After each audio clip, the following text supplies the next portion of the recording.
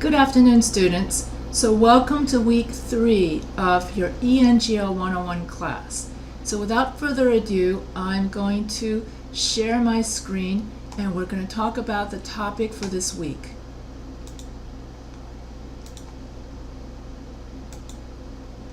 Rhetorical modes. So rhetorical modes simply mean the ways in which we can effectively communicate through language. Sometimes writers incorporate a variety of modes in any one essay. Rhetorical modes are a set of tools that will allow writers greater flexibility and effectiveness in communicating with their audience and expressing their ideas. The purpose of narrative writing. Narration means the art of storytelling, and the purpose of narrative writing is to tell stories. A narrative can be factual or fictional. A factual story is one that is based on and tries to be faithful to actual events as they unfolded in real life. A fictional story is a made-up or imagined story. The writer of a fictional story can create characters and events as he or she sees fit. The big distinction between factual and fictional narratives is based on the writer's purpose. The writers of factual stories try to recount events as they actually happened. Writers of fictional stories can depart from real people and events because the writer's intent are not to retell a real-life story. Biographies and memoirs are examples of factual stories, whereas novels and short stories are examples of fictional stories. Narrative writing tries to relay a series of events in an emotionally engaging way. Writers want their audience to be moved by the story. The more clearly a writer tells their story, the more emotionally engaged the audience is likely to be. The structure of a narrative essay. Major narrative events are most often conveyed in chronological order, the order in which events unfold from first to last. Stories typically have a beginning, middle, and an end, and these events are typically organized by time. Certain transitional words and phrases aid in keeping the reader oriented in the sequencing of the story. So the transition words and phrases after, afterwards, currently, next, finally, until, as soon as, during, now, later, when, at last, eventually, since, still, while, before, meanwhile, soon, then, first, second, third. All of these talk about time. So the plot, the events as they unfold in sequence. Characters, the people who inhabit the story and move it forward. Typically, there are minor characters and main characters. The main characters generally play supporting roles, while the main character is known as the protagonist. Conflict. Conflict is the primary problem or obstacle that unfolds in the plot and that the protagonist must solve or overcome by the end of the narrative. The way in which the protagonist resolves the conflict of the plot results in the theme of the narrative. Theme, the ultimate message the narrative is trying to express. It can be either explicit or implicit. Writing a narrative story. When writing a narrative essay, students should start by asking themselves if they want to write a factual or fictional story. Then they should free write about the topics of the story, of anything that interests them. And so once they have a general idea of what they want to write about, students should sketch out the major events of the story that will compose the plot. Typically, these events will be chronological and climax at a central conflict that must be resolved by the end of the story. The use of strong details is crucial as writers describe the events and characters in the narrative. It is important to start with a strong introduction to hook the reader into wanting to read more. Students should try opening the essay with an event that is interesting to introduce the story and get it going. Finally, the conclusion should help resolve the central conflict of the story and impress upon the reader the ultimate theme of the piece. Key takeaways. Narration is the art of storytelling. Narratives can be either factual or fictional. In either case, narratives should emotionally engage the reader. Most narratives are composed of major events sequenced in chronological order. Time transition words and phrases are used to orient the reader in the sequence of a narrative. The four basic components of all narratives are plot, character, conflict, and theme. The use of sensory details is crucial to emotionally engage the reader. A strong introduction is important to hook the reader. A strong conclusion should add resolution to the conflict. Key terms, rhetorical modes, the way in which we communicate, narrative writing, the art of telling stories, factual story, based on a story based on real life, fictional story, an imaginary story based on your imagination, chronological order, a method of organization that organizes ideas according to time, plot, the events in a story as they unfold in sequence, characters, the people who inhabit the story and move it forward, protagonist, the main character of the story, conflict, the primary problem or obstacle that needs to be solved in the plot, theme, the ultimate message, the ultimate moral of the story, sort of like the theme, the thesis statement. Illustration, the purpose of illustration in writing. To illustrate means to show or demonstrate something clearly. An effective illustration essay clearly demonstrates and supports a point through the use of evidence. The controlling idea of an essay is called a thesis. A writer can use different types of evidence to support the thesis. Scientific studies, experts in a particular field, statistics, historical events, current events, or analogies, as well as personal anecdotes. The evidence writers choose will usually depend on the subject and the audience. When writing an illustration essay, students should keep in mind the following. Use evidence that is appropriate to your topic as well as appropriate for your audience. Assess how much evidence you need to adequately explain your point depending on the complexity of the subject and the knowledge of your audience regarding that subject. Keeping in mind the subject in relation to the audience will increase a writer's chances of effectively illustrating the point. Phrases of illustration. Case in point, for instance, in this case specifically, for example, in particular, one example, another example, to illustrate. The structure of an illustration essay. The controlling idea or thesis belongs at the beginning of the essay.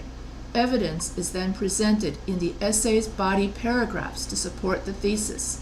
Students can start supporting the main point with the strongest evidence first, or they can start with evidence of lesser importance and have the essay build to increasingly stronger evidence. This type of organization is called order of importance. Words like first, second, third, currently, next, and finally all help orient the reader and sequence evidence clearly. Writing an illustration essay. First, students should decide on a topic they feel interested in writing about.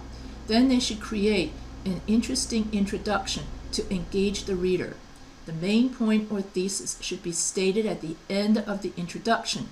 Writers should gather evidence that is appropriate to both the subject and the audience.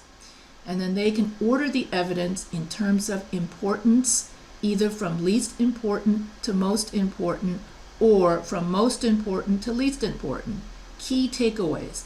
An illustration essay clearly explains a main point using evidence. When choosing evidence, always gauge whether the evidence is appropriate for the subject as well as the audience. Organize the evidence in terms of importance, either from least important to most important or from most important to least important. Use time transitions to order evidence, and use phrases of illustration to call out examples. Description. So here, now we're going to go over a third kind of rhetorical mode, which is the descriptive essay. The purpose of a descriptive essay. Writers use description in writing to make sure that their audience is fully immersed in the words on the page. This requires concerted effort by the writer to describe his or her world through the use of sensory details.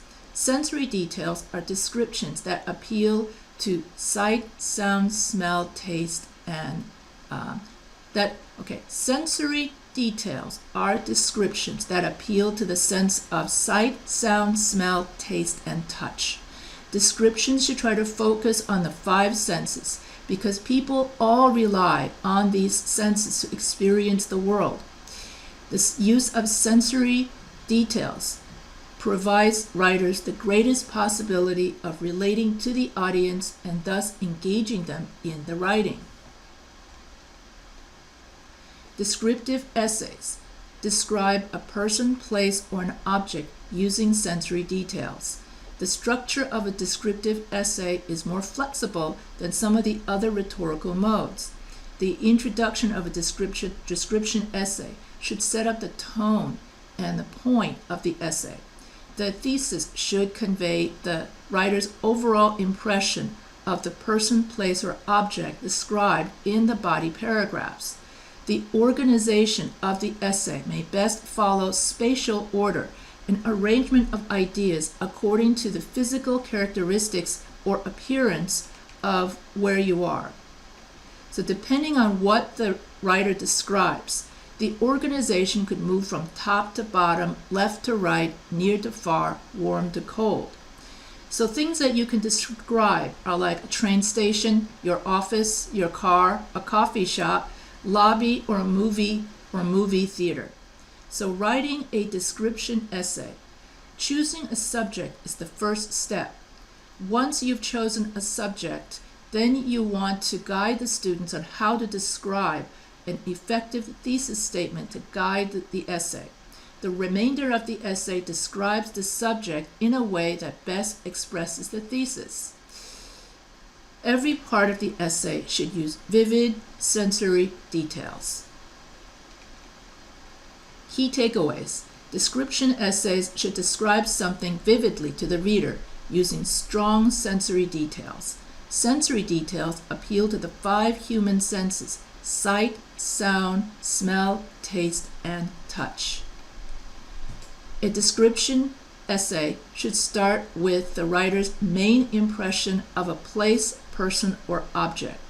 Use spatial order to organize your descriptive writing. Classification. A classification essay. The purpose of classification is to break down subjects down into smaller core, manageable, and more specific parts. Smaller categories and the way in which these categories are created help us make sense of the world. The structure of a classification essay.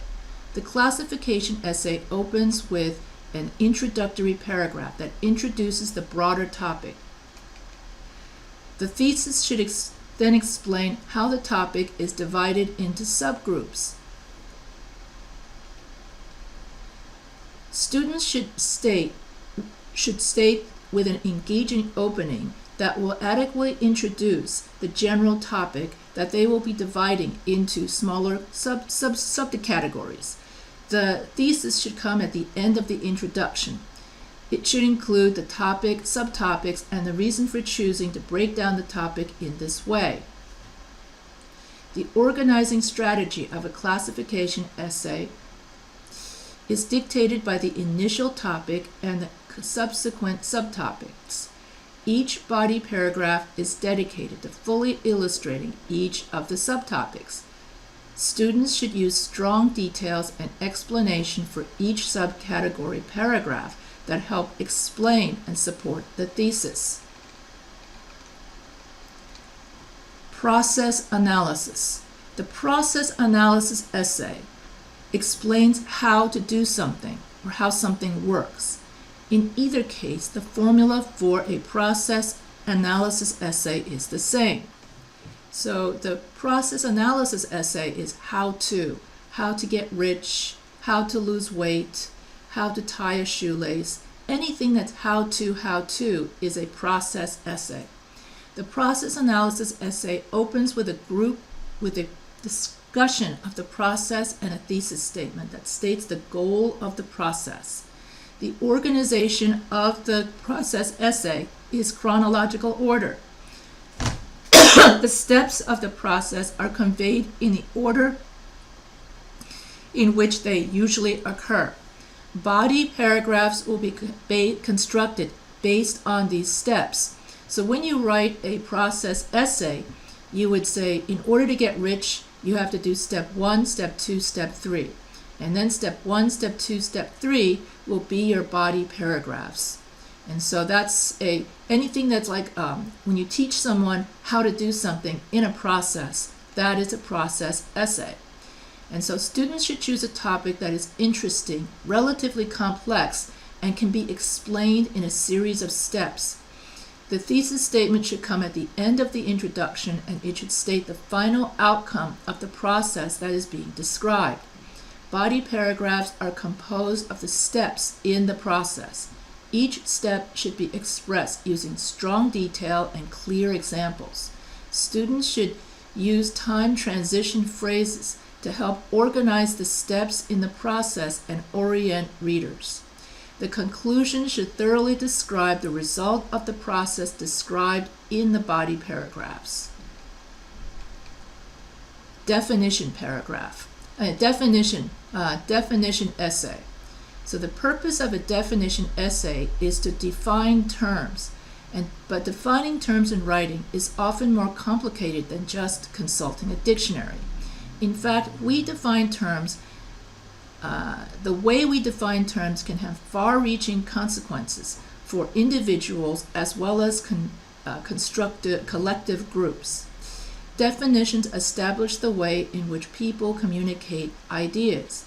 Definitions set parameters for a given discourse, which is why definitions are so important. And so the definition essay opens with a general discussion of the term to be discussed. Writers then state as their thesis their definition of the term. The rest of the essay should explain the rationale for the definition. And so a definition essay would be, what is bravery?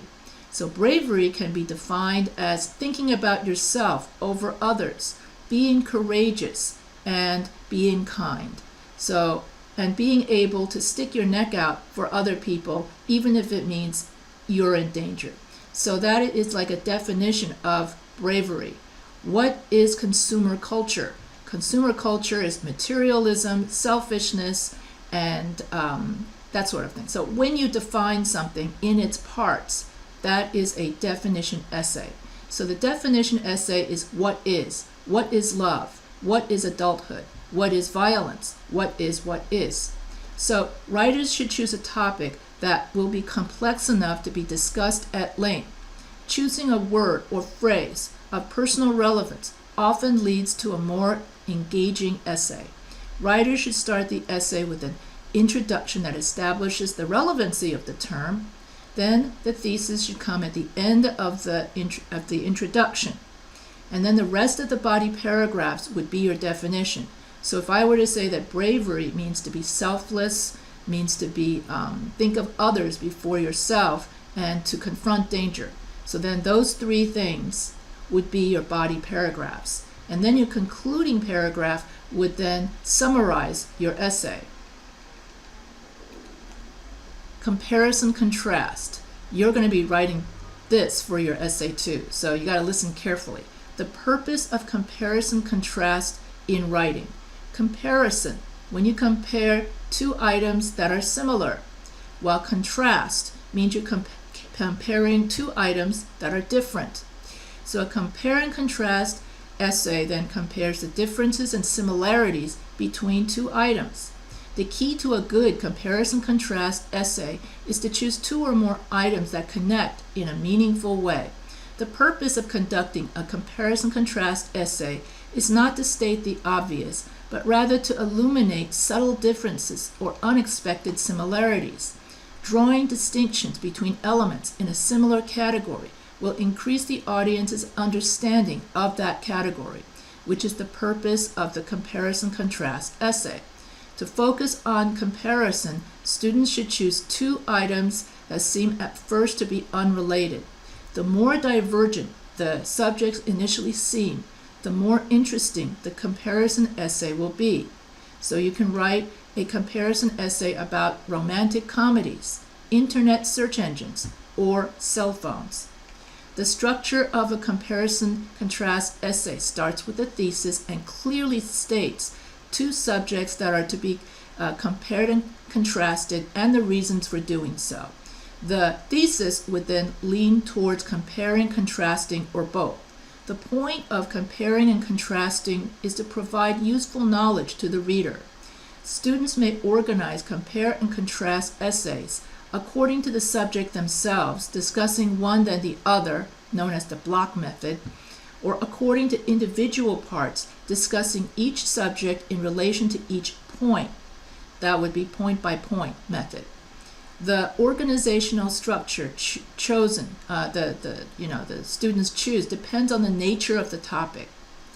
And then some compare and contrast words, one similarity, another similarity, likewise, similarly, in a similar fashion, one difference, another difference, in contrast, unlike, while, and whereas. So students should first choose whether they want to compare seemingly disparate subjects, contrast seemingly similar objects, or compare and contrast objects. Once they decide on a topic, they should introduce it with an engaging opening paragraph.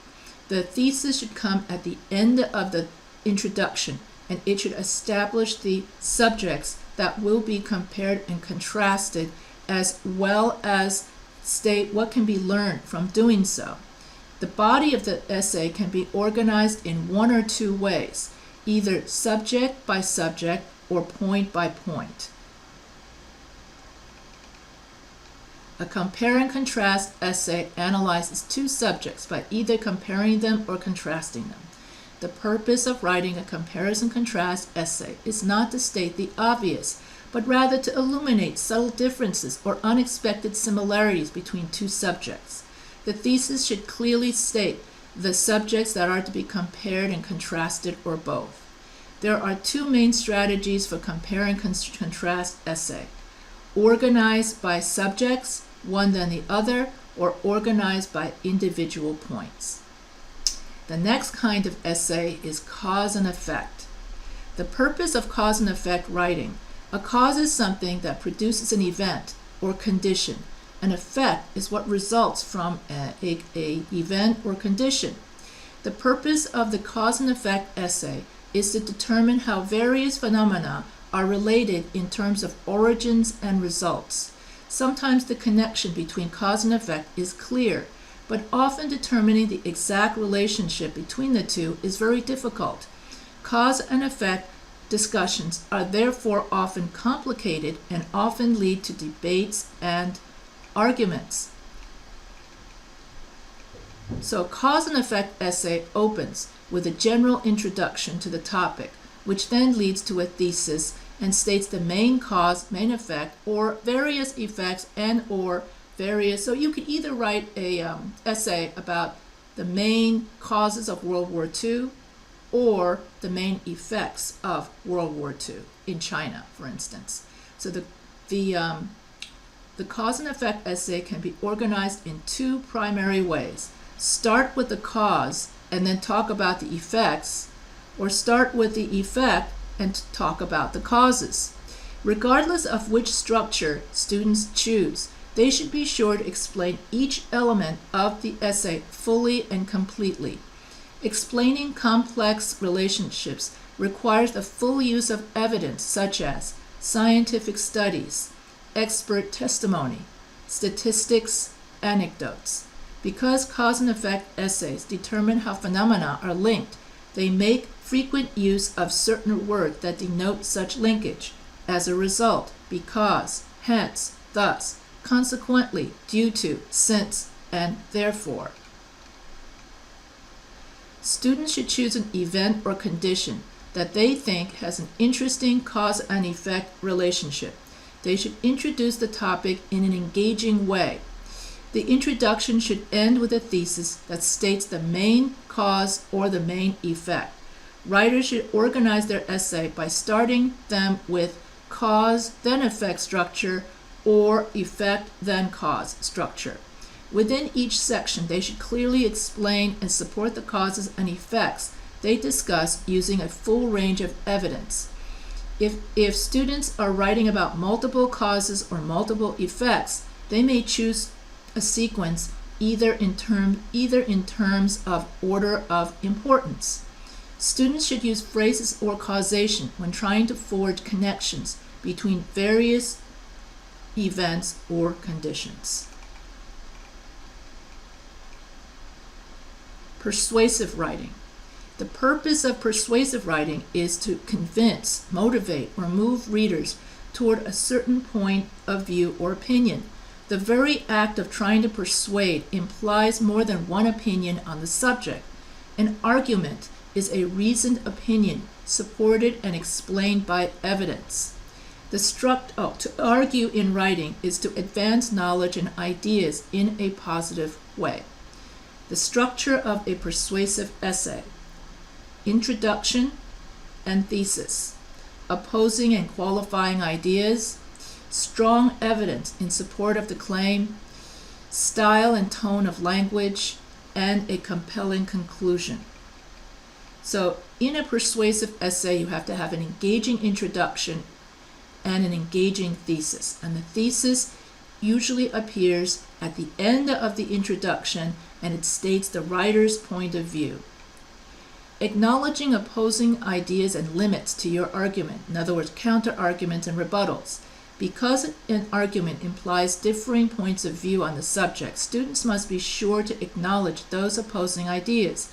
Avoiding ideas that conflict with their own gives the reader the impression that they may be uncertain, fearful, or unaware of opposing ideas. Thus, it is essential not only to address counter-arguments, but also do so respectfully. Students should try to address opposing arguments earlier rather than later in the essay. Rhetorically speaking, ordering the positive arguments last allows students to better address ideas that conflict with their own, so they can spend the rest of the essay countering those arguments. This way, they leave the reader thinking about their argument rather than someone else's. It is also helpful to establish the limits of the argument and what one is trying to accomplish. In effect, students are conceding early on that their argument is not the ultimate authority of a given topic. Such humility can go a long way toward earning credibility and trust with an audience. Audience members will know from the beginning that students are reasonable writers, and audience members will trust their writing as a result.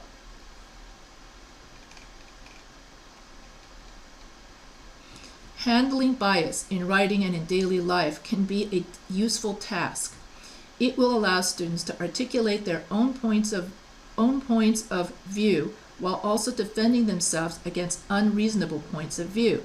The ideal in persuasive writing is to let the reader know the bias, but to not let that bias blind the writer to the primary components of good argumentation.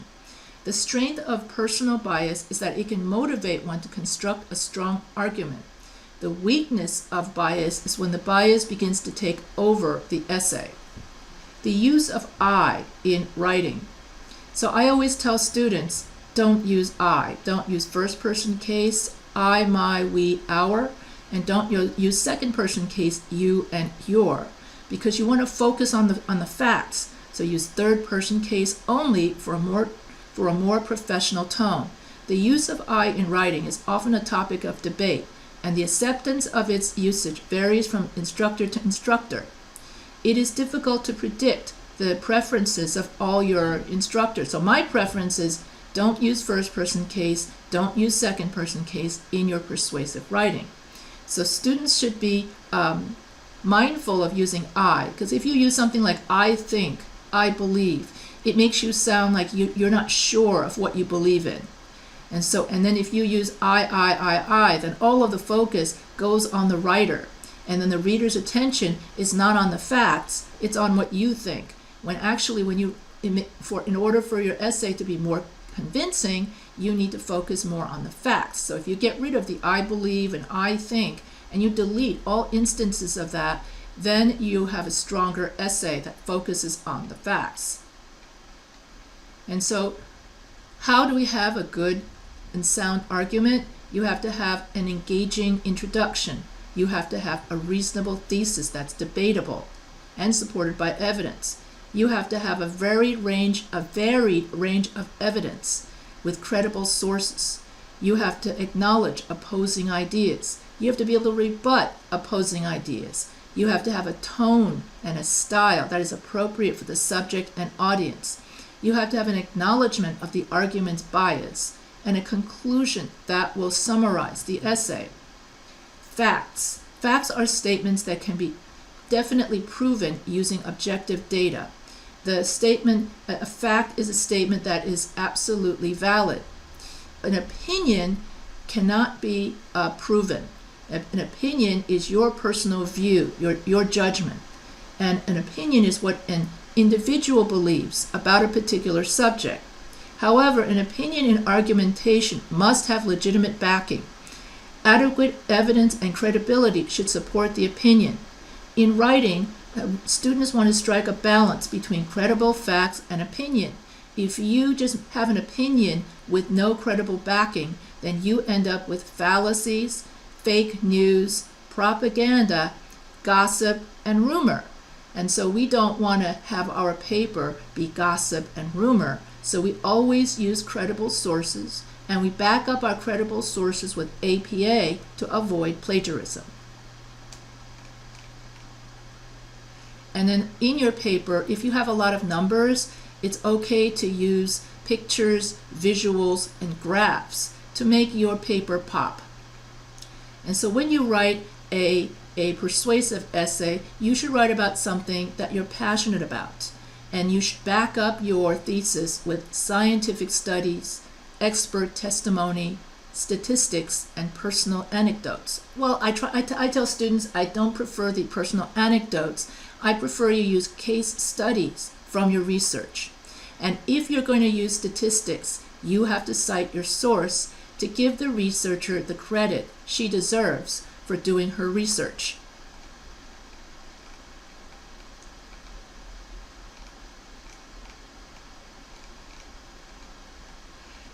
The key takeaways. The purpose of persuasion in writing is to convince readers toward a certain point of view. An argument is a reasoned opinion supported and explained by evidence. A thesis expresses the opinion of the writer in more specific terms. It is essential to address counter-arguments early and then rebut those counter-arguments for the rest of your paper. The easiest way to stick in counter-arguments is you could stick in the counter-arguments in your introduction, and then your thesis you can pivot and rebut the counter-arguments, and that's known as a turnabout introduction paragraph. And then credible evidence includes scientific studies, opinions from experts, historical precedent, statistics, and case studies. Current events are all types of evidence that you might use in explaining your point. Make sure your word choice, tone, and writing style is appropriate for your subject and your audience. In other words, you don't want to make your paper so hard nobody understands what you're talking about, but on the other hand, you don't want to make it so easy that people are bored. So you always have to take into account your audience. You should try to let your reader know your bias, but do not let that bias blind you to the primary components of good argumentation, sound, thoughtful evidence, and respectfully addressing opposing ideas. You should be mindful of the use of I in your writing because it can make your argument sound more biased and weak than it needs to. So get rid of first-person case and second-person case in your writing and use third-person case only. Opinions are personal views or judgments that cannot be proven. Facts are statements that can be proven using objective data. In writing, you want to strike a balance between credible facts and authoritative opinions. Quantitative visuals often quantitative visuals, that's using numbers, presents data graphically. The purpose of using numbers and statistics and quantitative visuals is to make logical appeals to the audience. Qualitative visuals, that's using a lot of words, descriptive, qualify, it means to describe something, presents images that appeal to the audience's emotions. So persuasion is the attempt to convince others of your point of view. An argument is a reasoned opinion supported by and explained by evidence. Facts can be proven by data. Opinions are just personal judgments that cannot be proven by data. And so that's all for week 3. You get to go over all of the different ways in which you can write in English. So those are the different rhetorical modes in English. And if you have any questions, feel free to email me at any time. And if you like this video, don't forget to subscribe to the Professor H Writing channel.